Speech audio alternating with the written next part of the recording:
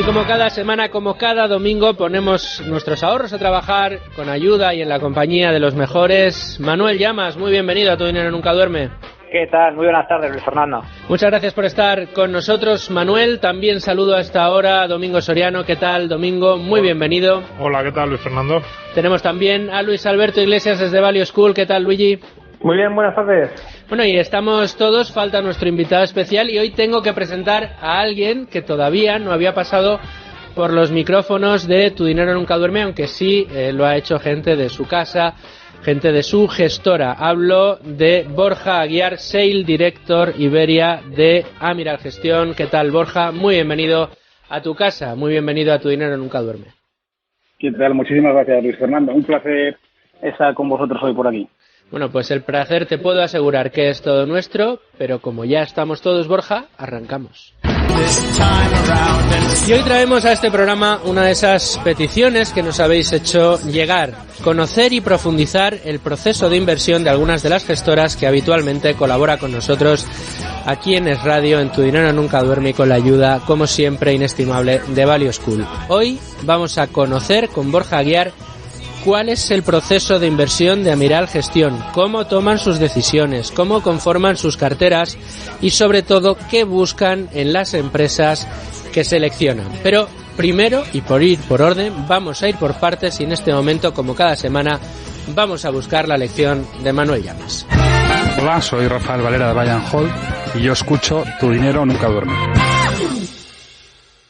¿Quieres rentabilizar tus ahorros? Si piensas que la inversión requiere paciencia y disciplina, ponte en contacto con Equam Capital 91 755 69 74 o visítanos en equamcapital.com. Equam Capital. En Es Radio, Tu Dinero Nunca Duerme. Manuel, tiempo ya de tu lección. Para el programa de hoy yo creo que es importante que aclaremos conceptos básicos, porque sí es verdad que muchos oyentes nos han escrito a través de redes sociales o nos han hecho llegar peticiones para que estas gestoras que nos acompañan, como es el caso hoy de Amiral Gestión, nos cuenten cuál es esto, su proceso de inversión. Pero para aclararlo y acotarlo, Manuel, ¿qué es exactamente esto del proceso de inversión?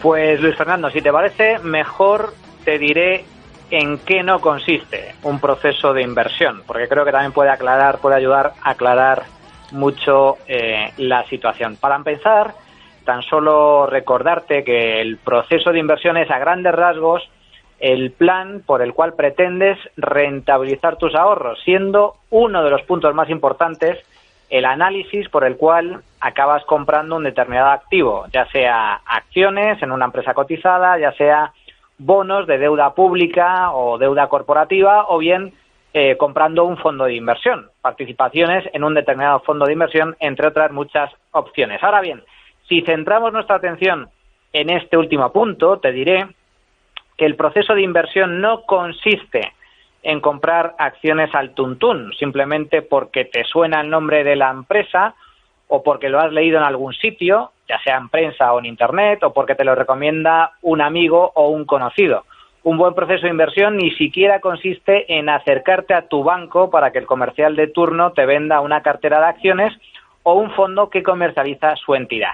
Esto, por desgracia, es lo que hacen muchos inversores. De hecho, la mayoría invierten así, comprando acciones de oídas, y esto, la verdad es que es tanto como jugar a la lotería. Casi no hay diferencia entre una cosa y otra.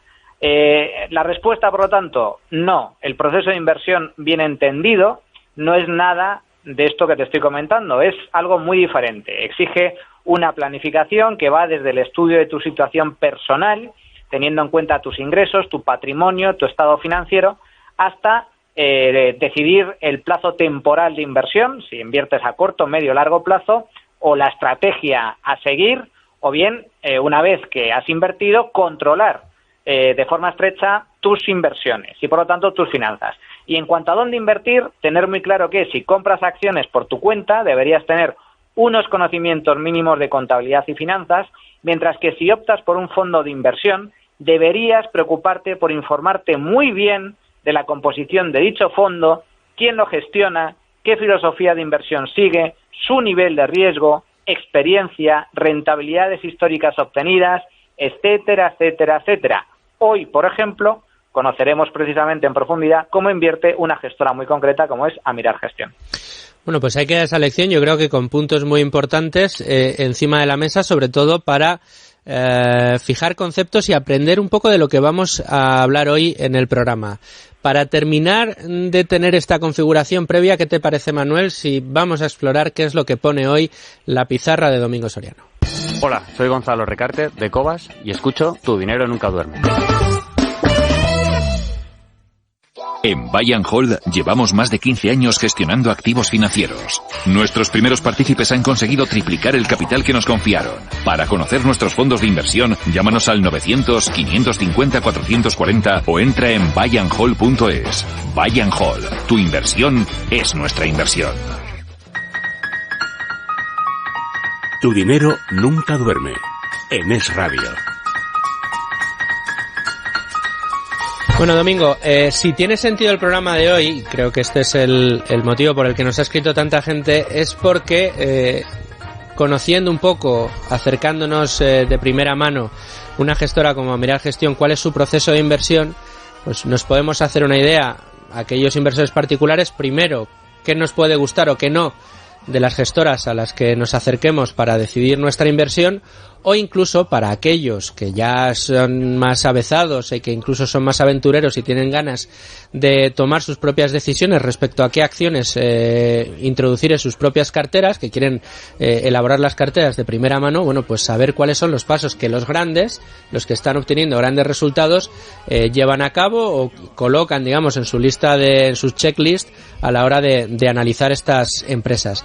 Pero mi pregunta hoy, Domingo, para tu pizarra, es quizá un poco complicada y es, ¿crees que es fácil, factible, deseable o incluso recomendable replicar este proceso de inversión de una gran gestora en la composición de una cartera de acciones particular? Bueno, yo no lo hago, quiero decir, yo siempre, sabes que me gusta decir lo que hago, lo que no, me parece que es lo más honesto, y yo no lo hago porque creo que es muy complicado. Yo no me siento capaz.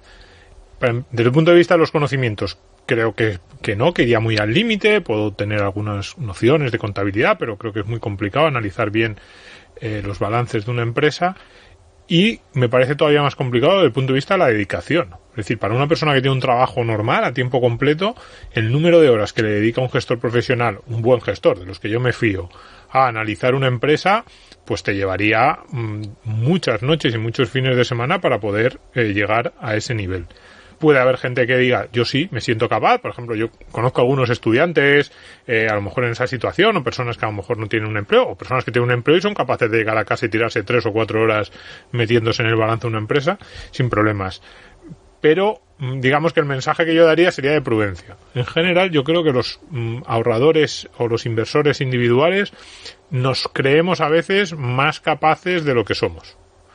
Si nos ponemos a ello, sí que es cierto que hay cosas en las que podemos ser mejores y peores que los gestores. Por ejemplo, un tema que a mí me parece cada vez más importante, que es el conocimiento del equipo gestor, la filosofía de la empresa, creo que es más difícil para el inversor individual que el profesional. Es decir, el profesional tiene un acceso incluso personal. Puedes, al final, uno de los grandes gestores, un inversor institucional, se presenta en una empresa y probablemente le reciba al equipo directivo, le expliquen con un detalle, ya no solo sobre lo que es la empresa y las cuentas, sino también, pues eso, desde el punto de vista personal, quiénes son, cuáles son sus expectativas, y puede captar cosas que un inversor individual tiene más complicado.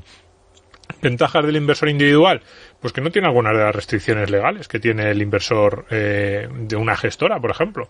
Pues no tiene que dividir su portfolio en un número determinado de acciones, no tiene un número máximo, un porcentaje máximo de la cartera que dedicar a una inversión determinada, con lo cual a lo mejor puede centrarse en 2 o 3 empresas, y ahí sí puede tratar de igualar. Un inversor profesional tiene que mirar 30, 40, 100 empresas para al final elegir su cartera, y a lo mejor un inversor individual dice, pues yo me voy a fijar solo en 4, y si de estas 4 encuentro 2 oportunidades buenas, pues con ellas me quedo.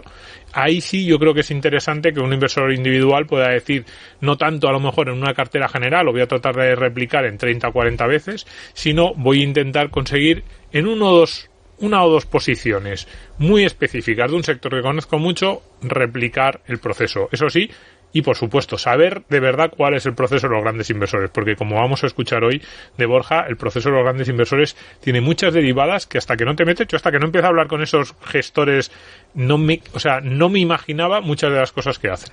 Y empezando casi desde el principio de Domingo, y ahora nos lo explicará Borja, desde la originación, dónde se originan las ideas de inversión, es decir, de dónde beben para fijarse en esta o en aquella empresa, porque el ecosistema de negocios que en el mundo existe es tan amplio que saber por dónde empezar a mirar o cuáles son esos nichos en donde crees que vas a encontrar valor no es nada sencillo.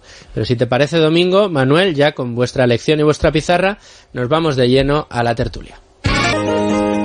Luis Alberto Iglesias, desde Value School, y como ya eres un clásico del programa, pues como siempre te voy a dejar que arranques esta tertulia, que le des el pistoletazo de salida con la primera pregunta para Borja Aguiar.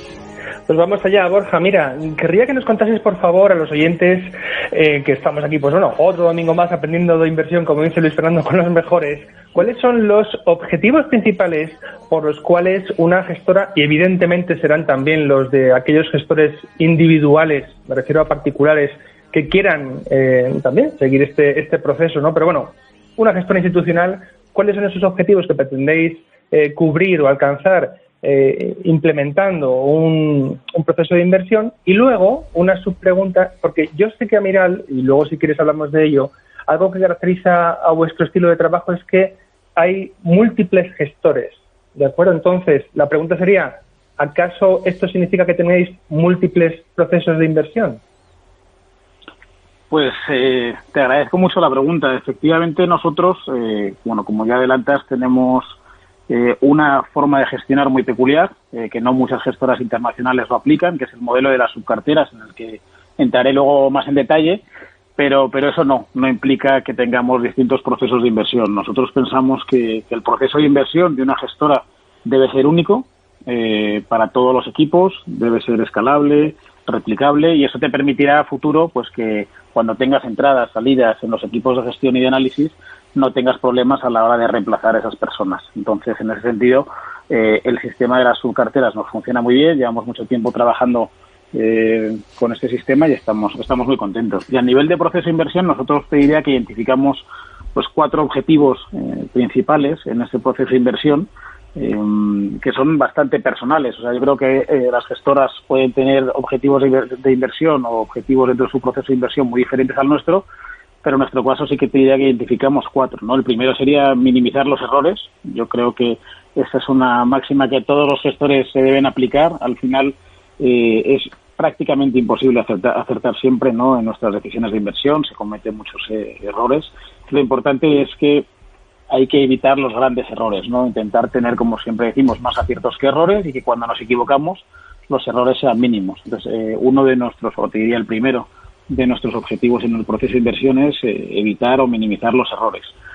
El segundo sería la gestión del riesgo, ¿no? De una manera adecuada. Mucha gente pues dice que somos gestores de riesgo, y en parte lo somos. Yo creo que el objetivo de todos nuestros equipos, o de nuestro equipo de gestión y de todos nuestros gestores, es intentar acertar o apostar por las compañías o ideas de inversión con un mejor ratio riesgo-rentabilidad.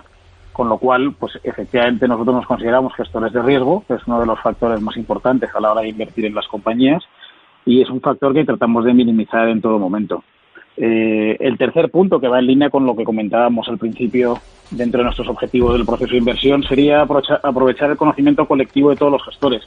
Nosotros tenemos un equipo en Amiral de casi 50 personas, y prácticamente el 50% del equipo está dedicado al área de gestión. Eso indica los recursos que dedicamos a analizar las compañías y a perfilar el proceso de inversión.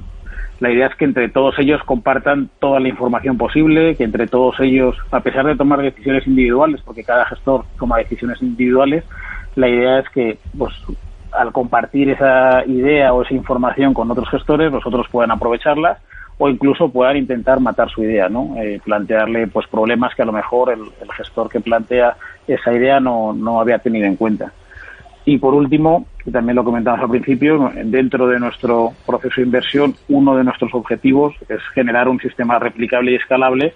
Por eso mismo, ¿no? Tenemos un equipo muy amplio de analistas y gestores, y la idea es que entendemos que es difícil, ¿no?, que todo el mundo permanezca de por vida en nuestra compañía. Habrá cambios, habrá entradas, habrá salidas, y la idea es que cualquier persona que se incorpore a Miral pues sea capaz de rápidamente, en un breve plazo de tiempo, adaptarse a esa nueva forma de gestionar que tenemos en Amiral tan peculiar.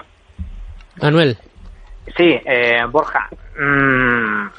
Yo creo que empezando un poco por el principio, ¿dónde surgen las ideas de inversión? Porque la verdad es que existe un auténtico universo, un océano de posibles opciones en las que invertir en acciones y también en bonos. Existe pues una gama muy amplia, y a mí me gustaría saber, en vuestra gestora en concreto, pues dónde surgen precisamente esas buenas ideas o esas oportunidades de inversión. Pues la verdad es que surgen de muy distintas formas. O sea, tenemos una parte que sería, ¿no?, la más técnica, ¿no?, o la más profesional, digamos, que sería lo que denominamos el screening, ¿no?, o la búsqueda dentro de sectores y regiones. Aquí los gestores pues aplican sus modelos. Es verdad, pues haciendo un poco referencia a lo que comentabais antes, ¿no?, es difícil que un cliente particular o una persona individual en su casa replique nuestros modelos, porque al final hay una parte, ¿no?, que es importante, y es el uso de bases de datos, de herramientas informáticas que nos permiten tener acceso muy detallado a mucha información de compañías que no realmente es pública esa información, pero solo está en estas bases de datos. Entonces sería difícil para alguien particular o sería costoso el tener ese acceso a esa información. Entonces nosotros, por un lado, así un poco lo más técnico sería el screening interno que comentábamos de sectores y de regiones. Otra forma de la que surgen muchas ideas son las experiencias personales de los propios gestores, ¿no? Pues están en la oficina, prueban un producto, ya sea cualquier cosa, un bollo que han comprado en una tienda, y se quedan con la marca porque les ha gustado, porque les parece algo diferente, y se ponen a buscar esa compañía, o prueban un servicio que les ha gustado y se ponen a buscar información de esa compañía. Entonces, por eso decimos, ¿no?, esto es mucho menos técnico, ¿no?, es mucho más informal, pero también aporta muchísimas ideas de inversión. Otra forma, ¿no?, de originar ideas, pues sería la propia lectura, ¿no? Pues al final se pasan los gestores el día leyendo información de mercado, de sectores, de regiones, pues siempre aparecen nuevas ideas, nombres de compañías que una vez las lees o las escuchas, pues decides ponerte a estudiarlas en detalle. Y por último, también una forma de encontrar ideas de inversión serían pues de las propias reuniones con los equipos directivos que tenemos con distintas compañías, cuando hacen roadshows, cuando hacen ferias, que te presentan pues ideas de inversión. Y eso es verdad que en este entorno de mercado se ha limitado mucho, ¿no?, sobre todo el tema de las ferias, pero bueno, sigue habiendo roadshows de compañías a los que te puedes conectar por videoconferencia e intentar coger ideas nuevas de inversión. Y luego también estudiando la cadena de valor de los diferentes sectores o de esa misma compañía. Una vez analizas una compañía, intentas analizar ese sector o compañías de la misma región, competidores, y bueno, resulta que encuentras una idea, un competidor que te gusta más que la compañía que estás analizando. Entonces, yo creo que no hay una única forma de encontrar o de originar ideas. Hay múltiples formas, unas son un poco más técnicas, otras son más informales, pero lo importante es ser capaces de encontrar buenas compañías sin importar de dónde surja la idea.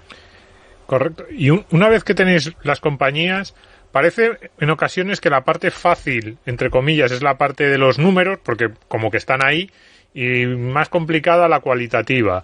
Pero a mí me parece casi el contrario, porque los números son muy engañosos, y en el Excel uno puede poner casi lo que quiera, desde las proyecciones de beneficios a los próximos años, o sea, casi te puede salir lo que tú querías que te saliera si tenías como un buen pálpito o no. Entonces, en la parte cuantitativa, ¿qué hacéis para precisamente evitar eso? Para evitar hacer un Excel que parece muy frío, muy objetivo, y que al final está lleno, cuando se hace mal, de tus propios sesgos y de las propias las propias conclusiones a las que querías llegar. Yo creo que tienes toda la razón, ¿no? El Excel lo aguanta todo, como decía, ¿no? El papel lo aguanta todo también, y efectivamente es uno de los riesgos, ¿no? Al final, cuando valoras este tipo de compañías, muchas veces hay que hacer previsiones del futuro de esa compañía, de ese crecimiento, y bueno, pues llevarte a engaño. No siempre es fácil ser fiel. Hay veces que te enamoras de una idea de inversión y te dejas llevar por esa idea de inversión e intentas, bueno, pues que te salga un resultado favorable en ese descuento de flujos de caja, en ese, bueno, pues ese modelo cuantitativo que estés utilizando. Nosotros en Amiral, bueno, tenemos un modelo de valoración interno. Cada gestora tendrá el suyo, pero entiendo que todas las gestoras activas tienen su modelo de valoración cuantitativo, que se lo aplicamos a todas las compañías que han aparecido en esa primera fase de nuestro proceso de inversión, que era la originación de ideas que decíamos, ¿no? Lo que hacemos en esta parte más cuantitativa, efectivamente, es analizar los números en detalle de las compañías, hacemos un análisis profundo de las cuentas, y yo creo que una cosa que es un poco diferencial dentro de Amiral es que tenemos un principio de margen de seguridad. Aquí lo que buscamos es intentar justamente evitar lo que estabas comentando, ¿no? Dejarte llevar por esa frialdad del Excel y poner los datos que, bueno, favorezcan que esa idea de inversión salga o aparezca atractiva a nivel de números, y limitar un poco el campo de actuación de los gestores, ¿no? Nosotros lo que hacemos son proyecciones de crecimiento muy prudentes, tomando solo 3 o 5 años de proyecciones, que es algo, te diría, raro en la industria.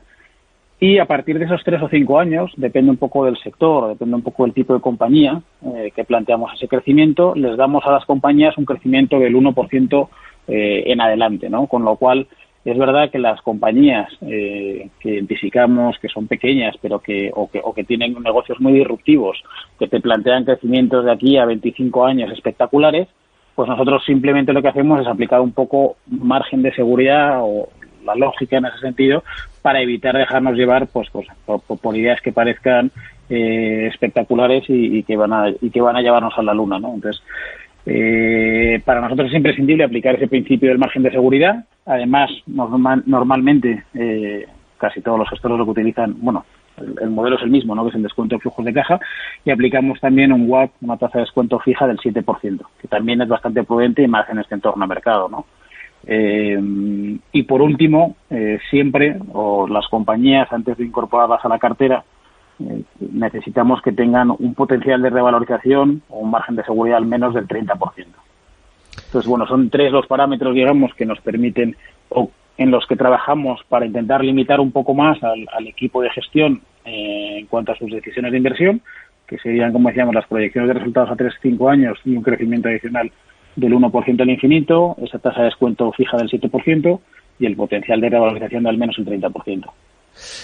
Aquí entra y juega, Borja, un papel especial. Esto que comentabas al principio, cuando hablabas un poco de que los objetivos empezaban por minimizar errores y gestionar los riesgos, hablabas también de que buena parte del equipo gestor se dedica, entre otras cosas, hablando mal y pronto, de tratar de chafarle las tesis de inversión a sus compañeros para tratar de mejorarlas o para, digamos, ponerlas contra el espejo y evitar también un poco este tipo de errores. Este es un comportamiento que nos han comentado también grandes inversores de otras gestoras que nos explicaban cómo entre ellos se tenían sus reuniones y ponían a prueba sus tesis de inversión intentando buscarle los peros.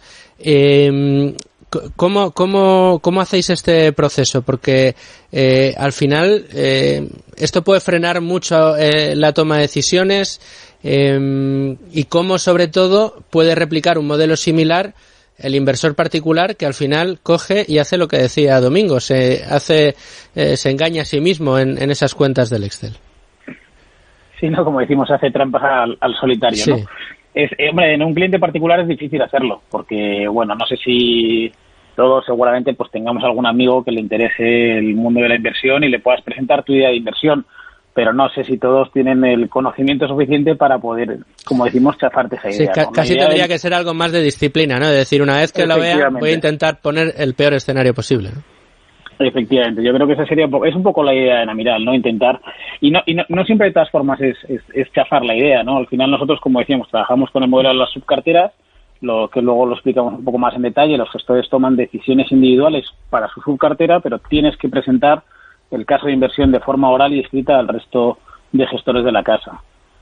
Y eso te va a permitir, por un lado, puedes convencer a otro gestor de que tu idea es maravillosa y que tiene que tener esa compañía en su cartera, y puede hacerlo, pero también lo que decimos, ¿no? Evitar que te enamores de ciertas ideas o de que te dejes llevar por factores que a lo mejor no has tenido en cuenta y que simplemente por el mero hecho de que otro gestor o otro analista, incluso porque también los propios analistas, no solo los gestores buscan chafar esas ideas, sino también los analistas. Y eso es curioso, ¿no? Cuando tienes un analista que lleva 2 o 3 años en la gestora y ves que está hablando con el gestor más senior o con el director de inversiones que lleva pues 20 años en la gestora y le está diciendo que su idea tiene o que detecta algún problema en esa idea de inversión, hombre, pues es llamativo. Pero eso es lo bueno, ¿no? Que así evitamos también tener gestores, como decimos, gestores estrella, ¿no? Pues es una estructura mucho más plana en ese sentido, en el que todos pueden aportar ideas y todos pueden hacer challenge hasta el mismo director de inversiones cuando presenta su idea de inversión. Entonces el proceso es presentar esa idea de forma oral y escrita y el resto de gestores hacer o intentar chafar, como decías, esa idea de inversión. Y al final, bueno, pues siempre se encuentran a lo mejor pequeñas cosas que otro no había tenido en cuenta. Yo creo que pues, muchas veces me pasa a mí en el propio trabajo, cuando estás revisando un texto, cuando has escrito un artículo, se lo envías a un compañero tuyo y te dice, oye, esto está mal. Cuando tú lo estás viendo, a veces de verlo todo el rato igual no te das cuenta de muchos fallos y la persona a la que se lo envías en un segundo ha visto 17 fallos. Entonces yo creo que esa es un poco la idea, ¿no? Yo creo que cuando estás demasiado inmerso en una idea de inversión de la que te has podido enamorar, que te gusta mucho, pues a veces puedes pasar por alto ciertos fallos. Y al cliente, al cliente particular, al inversor particular, yo lo que les diría es que intenten en casa lo que justamente tú decías, intentar plantear distintos escenarios. Oye, pues plantéate que a lo mejor el escenario de inversión o el escenario que estás planteando a nivel macroeconómico no va a ser el mejor, o no va a ser el mejor escenario para esa compañía. Plantéate por lo menos 3 escenarios, uno optimista, neutral, pesimista, y en función de esos datos pues ya decides si en un escenario pesimista y calculando la pérdida que podrías tener de la compañía, pues te interesa invertir en esa compañía o no. Yo creo que sí que es importante esa parte.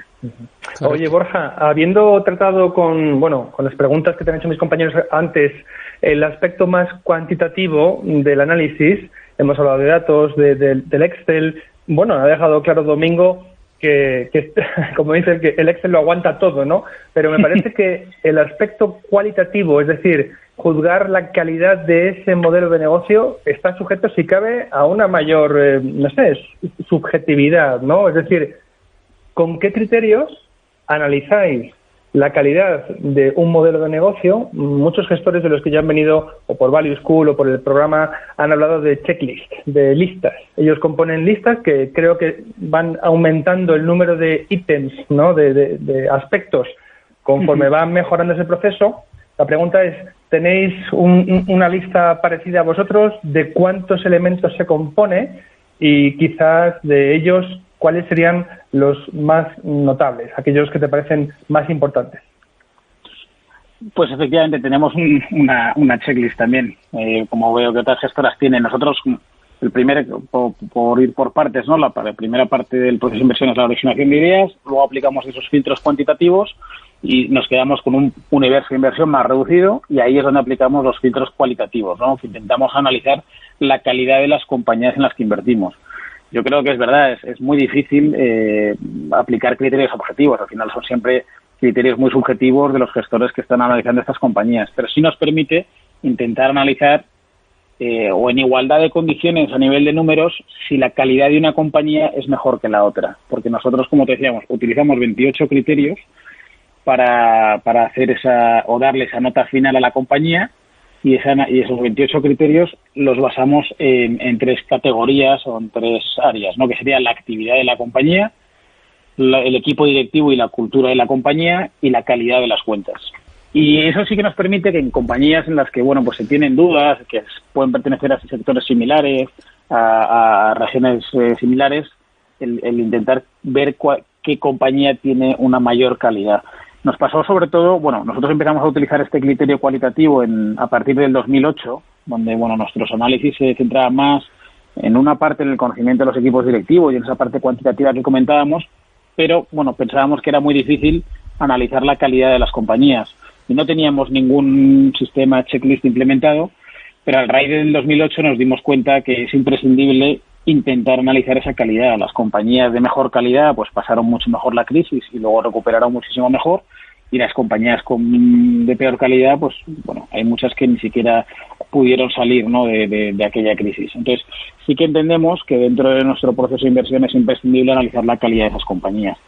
Y además, a día de hoy, con esta, yo creo, un tema que podemos decir que está de moda, pero que nosotros pensamos que está para quedarse a nivel de inversión, que es el tema de la inversión socialmente responsable, ¿no?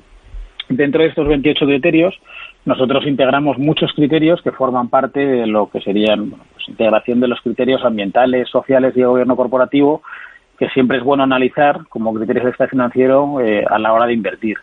Sobre todo, como te decía, dentro del área de equipo directivo y cultura empresarial, pues hay varios criterios. Os pongo algún ejemplo. Controversias específicas sobre la empresa. Pues eso es uno de los tics que tenemos que hacer, ver si hay alguna controversia sobre la empresa, que además pues te permite, dentro de la parte de gobierno corporativo, ¿no?, dentro del ASG, la G, que es gobierno corporativo, pues ya estás metiendo un criterio relacionado con la inversión socialmente responsable. La política de medio ambiente de la compañía, que ya dentro de la parte dentro de la M, de la S, de la A, perdón. Y luego dentro de la parte social tenemos un punto dentro de la actividad de la empresa que se llama utilidad social y carácter ético de la actividad. Yo creo que la parte cualitativa nos ayuda a analizar de una forma extrafinanciera las compañías y además en un mercado o en un entorno que creo que cada vez tiene que ir más alineado con la inversión socialmente responsable, tanto los gestores como los inversores como las propias empresas van a alinear mucho sus intereses en este sentido, pues es imprescindible incorporarlo a tu análisis cualitativo. Y es verdad que va creciendo. O sea, el año pasado teníamos 26 criterios, este año tenemos 28 criterios, pueden entrar nuevos criterios el año que viene, salir algunos que consideramos que son desfasados, pero la idea es bueno, hacer una lista muy consistente, muy sólida y que nos permita, de verdad, aunque sea un poco subjetivo los criterios, el darle una calificación de calidad a las compañías en las que invertimos. Borja, me vas a permitir que sea yo el que saque a relucir el elefante que tenemos en la habitación y que todavía no habíamos puesto encima de la mesa. Nos has contado cómo funciona el proceso de inversión. Yo creo que las líneas fundamentales de momento las vamos teniendo claras. Todavía nos tienes que aclarar cómo es esto de las subcarteras, pero ahora no. Ahora, si quieres, en las siguientes preguntas profundizamos en ello. Pero yo te quiero preguntar, ¿qué pasa una vez tienes conformada una cartera, tienes esas acciones que más te gustan, que han cumplido con todos los estándares, que han pasado todos los filtros, que han tenido el tic favorable en todos y cada uno de los puntos de la checklist, y de repente, pues, Pfizer va y dice que va a tener la vacuna enseguida, y en un solo día las bolsas mundiales pues ofrecen la mejor sesión en 10 años. Igual que en su día sucedió que después del estallido del coronavirus, pues en una serie de sesiones las bolsas internacionales lo perdieron absolutamente todo. Ante este tipo de terremotos en los mercados y sobre todo hoy, precisamente con lo que nos ocupa, con subidas tan extraordinariamente brillantes de las bolsas, tan fulgureantes, con tantas chiribitas y luces de neón que hemos tenido, ¿qué hace una gestora como Amiral? ¿Cómo se comporta? ¿Qué contiene ese proceso de inversión para momentos como estos? ¿Os paráis a pensar? ¿Veis lo que hay? ¿Miráis esas compañías que habíais descartado en un primer momento pero que también os gustan y consideráis un posible cambio? De repente, de algunas de las que teníais en cartera han obtenido resultados mucho mayores de lo que esperabais y hacéis rotación. Cuéntanos un poco qué pasa cuando suceden eventos como el que hemos vivido esta semana. Yo creo que la premisa principal es mantener la calma, ¿no? Tanto si vemos una reacción tan excesiva como la que vimos ayer o tan positiva, como si vemos una reacción tan negativa como la que vimos en marzo, ¿no? Yo creo que la premisa, tanto para Amiral como para cualquier inversor, siempre lo decimos, es mantener la calma. Yo creo que cuando actúas o te dejas de llevar por tus sentimientos es cuando normalmente cometes errores de inversión. Y sobre todo yo lo estoy viendo con muchos clientes con los que hablo pues, estos últimos meses, ¿no? Que nos comentan que clientes suyos o que decidieron reducir el peso en renta variable finales de marzo porque, bueno, pues se asustaron y demás. Bueno, pues todo ese tipo de inversores claramente a día de hoy pues se ve que no acertaron en esa decisión, que probablemente fuese porque se dejaron llevar por el miedo o por la incertidumbre. Entonces nosotros recomendamos siempre mantener la calma en los dos escenarios, tanto en el positivo como en el negativo. En el positivo, yo creo que las consecuencias son muy diferentes. Nosotros lo que hacemos esta mañana a primera hora es revisar nuestra cartera, es ver las compañías que alcanzan los precios objetivos, que puede haber muchas, porque hemos visto subidas del 15, del 20, del 25%, y miramos, bueno, pues qué compañías han alcanzado ese precio objetivo. Y si este anuncio, ¿no?, que es más de corto plazo, puede afectar a nuestra visión de largo plazo. Nosotros somos gestores que invertimos siempre pensando en el largo plazo, pero es verdad que, bueno, pues estas pequeñas cosas pueden trastocar esa visión de largo plazo a algunas compañías. Entonces, si vemos que la vacuna puede producir algún cambio a largo plazo en el mercado, en nuestra idea de inversión, en nuestra compañía, o que simplemente hemos alcanzado el precio objetivo que nos habíamos planteado, pues tomamos alguna decisión. Si hemos alcanzado el precio objetivo, pero consideramos... Borja, sí. Perdón. ¿Y cómo es ese proceso intermedio? Quiero decir, el proceso inicial, porque yo creo que hablamos muchas veces como del proceso inicial, construir cartera, pues buscar una empresa que me guste, pero ya tengo la cartera, 30, 40 compañías, tengo otras 30 otras 30, 40 ahí en el archivo que me gustan, y de repente hay estos movimientos locos como el de esta semana, hacia arriba o hacia abajo. ¿Cómo es ese proceso para decidir, esta compañía sale, esta compañía entra, o esta compañía le bajo a la mitad el peso que tenía hasta ahora en la cartera y subo al doble esta otra? ¿Cómo lo hacéis? Porque yo creo que eso para el inversor particular es casi más complejo, porque decidirse al principio de esta compañía me gusta, tiene un buen precio y parece sí, pero luego, claro, la cartera es un ente vivo, entre comillas, que se va moviendo y que hay que tomar decisiones sobre ello. Totalmente. Nosotros intentamos tener, como bien decías, tenemos una cartera en la que ya estamos invertidos, ¿no?, que son las compañías en las que hemos aplicado pues todos estos fases, ¿no?, dentro de nuestro proceso de inversión, y ya están incorporadas en la cartera, y todas las compañías tienen tanto un precio objetivo de venta de esa compañía como un precio objetivo para reducir peso. Pues es lo que decías, no siempre, si compro una compañía que vale 10 y la quiero vender cuando llega a 20, no siempre vendo el 100% de la compañía cuando llega a 20. La voy vendiendo de forma escalonada, pues cuando llega a 15 vendo a lo mejor un 20% de esa compañía, cuando llegue a 18 vendo otro 20%, y cuando llegue a 20 pues vendo ya el 60% restante, ¿no? Y sobre todo porque tienes que ajustar los pesos. Cuando tienes una compañía en cartera que dobla en cuanto a valoración, también dobla su peso en tu cartera, si el resto de la cartera no se ha movido, ¿no? Entonces tienes que siempre ajustar esos pesos. Nosotros intentamos ser bastante estrictos y, bueno, nos marcamos unos precios objetivos de salida, y es raro que los gestores cambien esos precios objetivos, salvo que haya habido un cambio sustancial en el caso de inversión. O sea, ha salido lo de Pfizer ahora. Nosotros eso, en principio, no nos cambia el caso de inversión de las compañías que tenemos en cartera, que muchas de ellas las tenemos en cartera desde antes del coronavirus. Entonces, bueno, no nos cambia nuestra visión de largo plazo. Entonces, se puede mantener, o si han alcanzado ese precio, se venderán. Y por otro lado, cuando vemos correcciones en el mercado, tenemos la watchlist que llamamos, que son las compañías que estamos siguiendo, ¿vale? Entonces tenemos, normalmente siempre pues intentamos tener, dependiendo del fondo, pues un 3, un 5, un 10% de liquidez, depende también de la situación del mercado, y en momentos como marzo o abril, en los que tenemos una watchlist de unas 30, 40, 50 compañías que no están en cartera porque el precio no cuadra en ese momento puntual, o porque estamos esperando a lo mejor una reestructuración del equipo directivo o algún factor, pero por centrarnos en el momento de marzo, compañías que tenemos en la watchlist y que por precio no encajan en ese momento, o por el potencial de revalorización o margen de seguridad, como queramos llamarlo, no encajan. Aprovechamos esa liquidez con las caídas que tenemos en marzo-abril, y esa liquidez que tenemos en cartera aprovechamos para invertirlas en las compañías que se han puesto a precios razonables.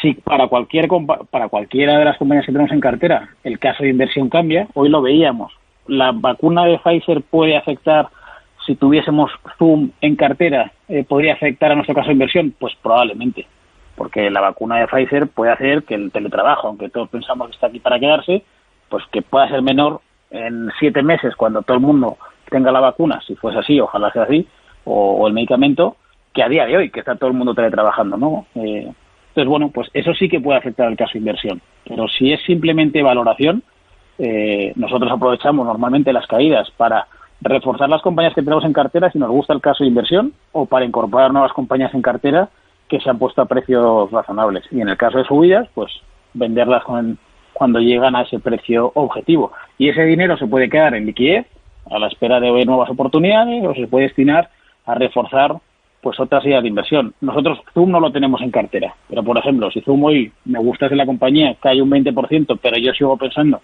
que a futuro Zoom va a seguir siendo líder a nivel de conferencias telefónicas y que el teletrabajo se va a quedar aquí durante 10 años más mínimo, pues probablemente aprovecharía para reforzar mi posición en Zoom. O eso es lo que harían los gestores, pero eso es, o sea, efectivamente es un ente vivo que va cambiando y que tienes que ir ajustando, pero siempre teniendo en cuenta que nuestra visión es de largo plazo y que hay muchas, bueno, pues las elecciones de Estados Unidos, pues entre nosotros no nos ha cambiado mucho el corto plazo, nos preocupa si realmente hay una batería de medidas políticas que cambian el entorno, pero me da igual que esté Trump o que esté Biden, lo importante es ver si va a cambiar a nivel macro algo en el largo plazo. Correcto. Manuel, nos estamos quedando sin tiempo, sé que llevas un rato con la mano levantada, os ruego a los dos, a Manuel y a Borja, que seáis breves porque estamos ya en el límite casi. Sí, no, Borja, relacionado precisamente con esto que estás comentando, al igual que has explicado muy bien el tema del margen de seguridad que utilizáis a nivel cuantitativo para comprar una empresa, si nos puedes dar una pincelada de cómo calculáis ese precio objetivo que una vez alcanzado conviene vender esa posición y recoger ganancias. Bueno, eso lo hacemos como lo comentábamos antes, ¿no? Es un proceso de valoración interno, utilizamos DCF, utilizamos las proyecciones de crecimiento de esas compañías, hacemos un análisis del sector también para ver cómo puede comportarse en los próximos meses y nos sale un precio objetivo. Al final lo que buscamos es siempre a la hora de invertir, o en nuestras proyecciones que comentábamos antes, que pueden soportarlo todo, pero como está bastante limitados, es a través de ese descuento de flujos de caja el hacer una proyección de la valoración de esa compañía en 3-5 años. ¿Nos da tiempo a explicar exactamente cómo es el sistema de carteras que comentabas? Yo creo que 3 minutos, 2 minutos. En 3 minutos. 3 minutos. En 3 minutos. Perfecto, nada, lo que decíamos. Al final, después de todo este proceso, se llega al punto, ¿no?, de la presentación de la tesis y de incorporar esa compañía o no a la cartera. Nosotros, el equipo el gestor que analiza esa compañía presenta, como os he dicho antes, de forma oral o escrita esa idea de inversión y se la presenta al resto del equipo. En Amiral funcionamos con las subcarteras. Cada fondo tiene varias subcarteras debajo y el resultado de la cartera del fondo es la suma de esas subcarteras. Entonces, cada gestor, dentro de, pongamos un ejemplo, Sextant PME, nuestro fondo de renta variable de pequeña y mediana capitalización bursátil, tiene 5 subcarteras. Eso es que tiene 5 gestores que se dedican a gestionar cada una de las subcarteras.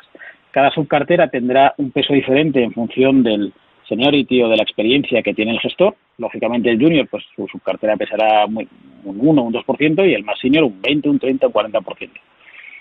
Y lo bueno que tiene, o la ventaja que encontramos aquí en la gestión por subcarteras, es que son decisiones individuales, porque cada uno gestiona individualmente su subcartera, que tiene que haberlas presentado al resto del equipo de forma oral y escrita, como hemos dicho antes, pero es una decisión absolutamente individual, con lo cual las principales posiciones del fondo son las convicciones de todos los gestores, no es la convicción de un único gestor.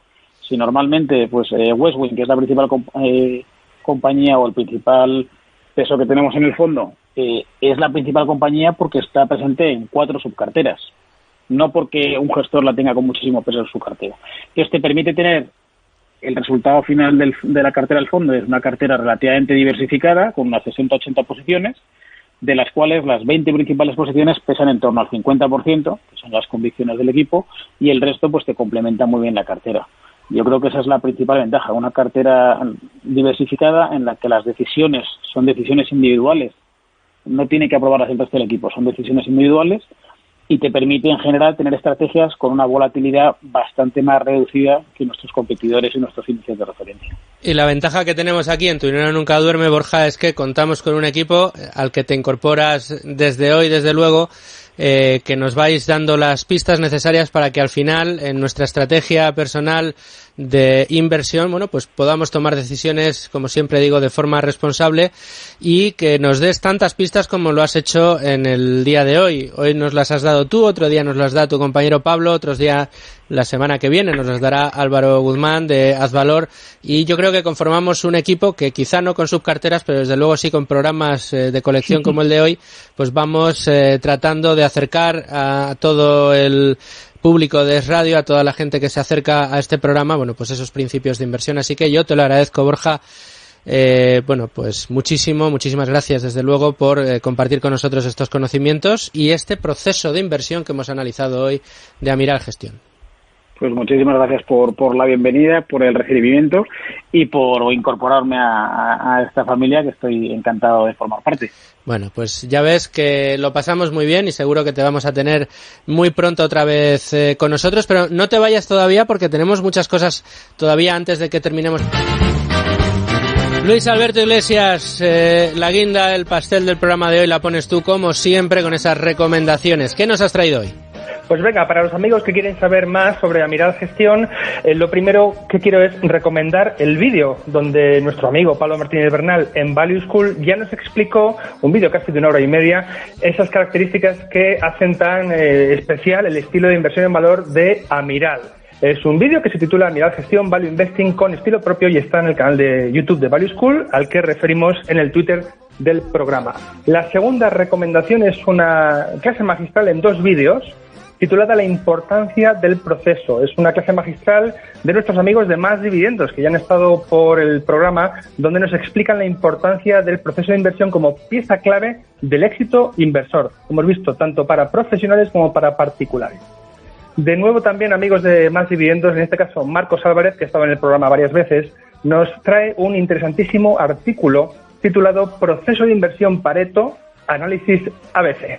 Marcos nos explica en este artículo un enfoque personal del proceso de inversión aplicando el análisis ABC. Es un artículo al final repleto de enseñanzas muy útiles para inversores, sobre todo particulares, que revisen sus carteras. Y en último lugar, y yo sé que aquí nuestro compañero Domingo es muy modesto y no ha querido decir nada, pero me alegra deciros que ya está disponible en Value Academy el curso de economía que enseña solo lo que se necesita para entender la actualidad económica y defender las conclusiones de uno con buenos argumentos. Es un curso creado e impartido por Domingo Soriano para Value School y se titula La economía en 10 lecciones. Fue un curso que fue un éxito el año pasado en su edición presencial y ya está disponible todo el curso y algo extra en Value Academy para todos los amigos del programa. Enhorabuena, Domingo, por ese curso. Me consta que gracias a Luigi. Y lo hicimos con mucha ilusión, yo creo que salió muy bien. Fue un curso, esto sí que es modestia de Luigi, porque lo hicimos entre los dos. Además lo verán los que vean el curso, que da trabajo en equipo completo. Bueno, gracias. Todo en esta casa lo hacemos en equipo, también me consta ese curso en Value School. Luigi, muchas gracias por acompañarnos una semana más. Un placer. Manuel o Domingo, muchas gracias a vosotros también. Gracias. Borja, espero que lo hayas pasado bien. Me lo he pasado fenomenal. Bueno, pues como te lo has pasado también, pronto te esperamos aquí de nuevo en Tu Dinero Nunca Duerme. Genial, pues muchísimas gracias. Y a todos ustedes les espero la semana que viene, les dejo en la mejor compañía, la de Es Radio, y